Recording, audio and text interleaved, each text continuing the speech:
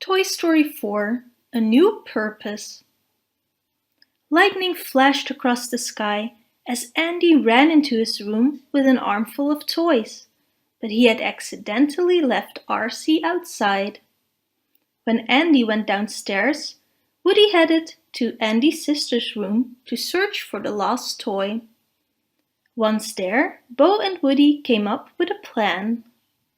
Slinky Dog stretched his springy body out the window as Woody scrambled down his back to rescue RC.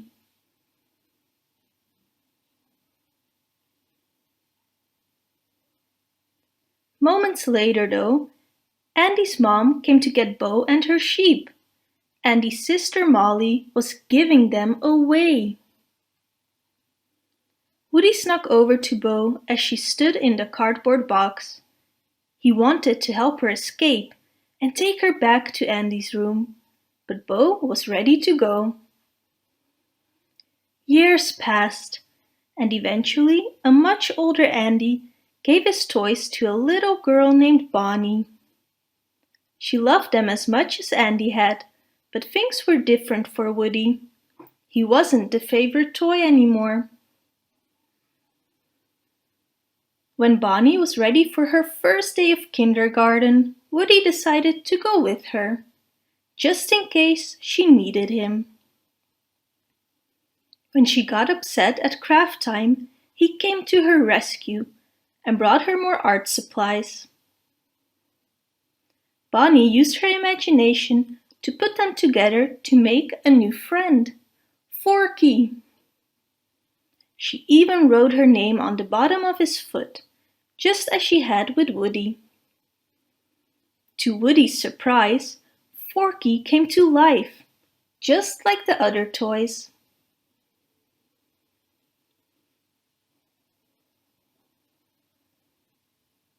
Back in Bonnie's room, Woody introduced Forky to Bonnie's other toys. Bonnie made a new friend in class, he told them. She literally made a new friend. Everyone, I want you to meet Forky. But wide-eyed Forky was not interested in being a toy. I know this is a little strange, Woody said, but Forky is the most important toy to Bonnie right now.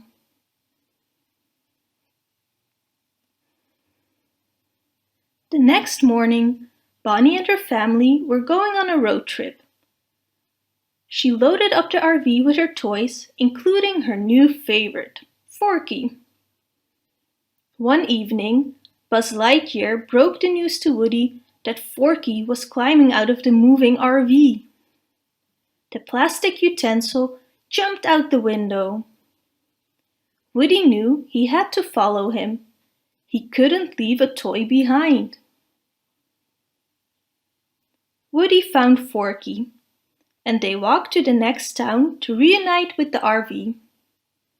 But something caught Woody's eye in the window of an antique store. Bo's lamp.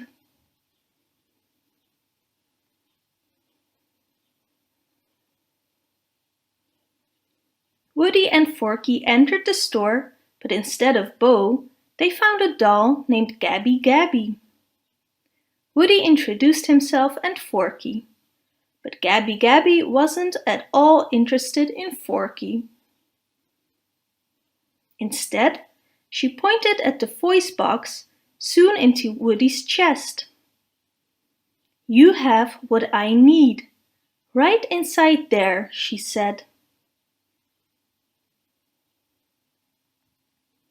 Woody quickly escaped to the playground, but without Forky. Before he could come up with a plan, a busload of campers overran the playground.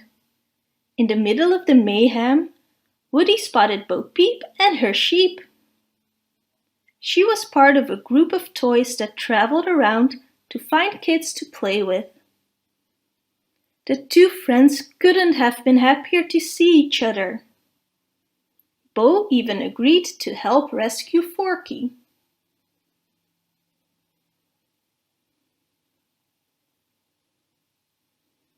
Meanwhile, Buzz Lightyear had decided to search for Woody and Forky.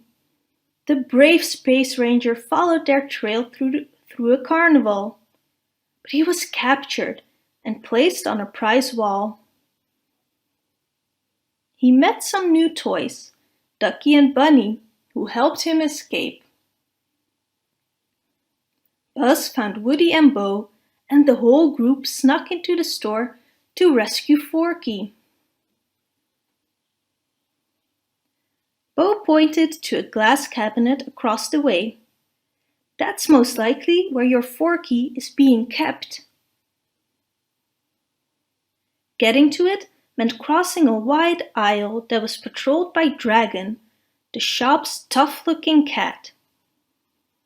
Woody knew he had to get Forky fast. He ran across the aisle and climbed up to the cabinet, but it was locked. Gabby Gabby's dummies surrounded the toys and captured Bo's sheep too.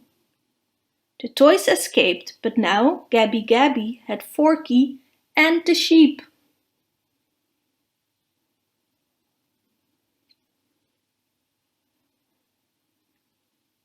Bo needed to come up with a new plan. She took Woody to meet Duke Kaboom, Canada's greatest stuntman. Bo thought Duke could jump across the aisle to the cabinet and rescue Forky and her sheep.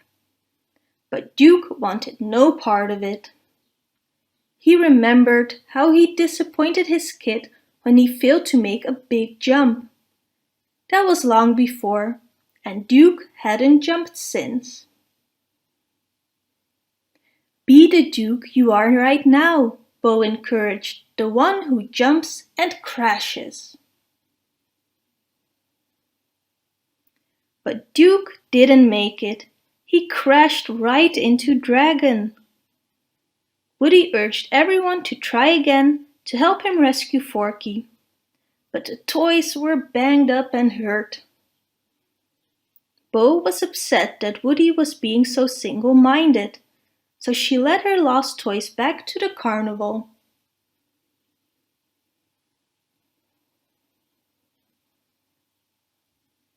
Woody went back into the store alone to find Forky, but instead came face to face with Gabby Gabby. Woody listened as she explained how her voice box had never worked properly and she'd never been anyone's kid's favorite toy. He understood how she felt, so he gave Gabby Gabby his voice box and got Forky back in return.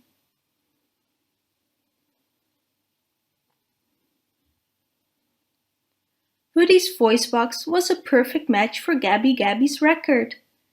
Now it was time to find a kid for her to love. But Gabby Gabby wasn't sure any kid would love her. "Right now," Woody said, "I'm an old rag doll that's been lost, chewed on, burned, ripped apart, thrown away, forgotten, who understands just one thing. I was made to help a child, any child." Woody encouraged her to be who she really was, while Bo helped find the perfect little girl for her. She found someone who was lost and needed a friend. It was a perfect match. Woody and the other toys made their way back to Bonnie's RV. Everyone was happy to see Woody, and he was even happier to see Bonnie reunited with Forky. He had done the job he'd set out to do. It was then he realized that there were kids and toys everywhere who would always need his help.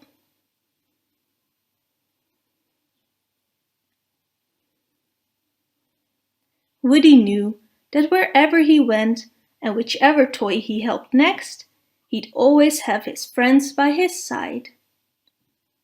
They were partners now, to infinity and beyond. If you liked this video, please leave a comment and don't forget to subscribe.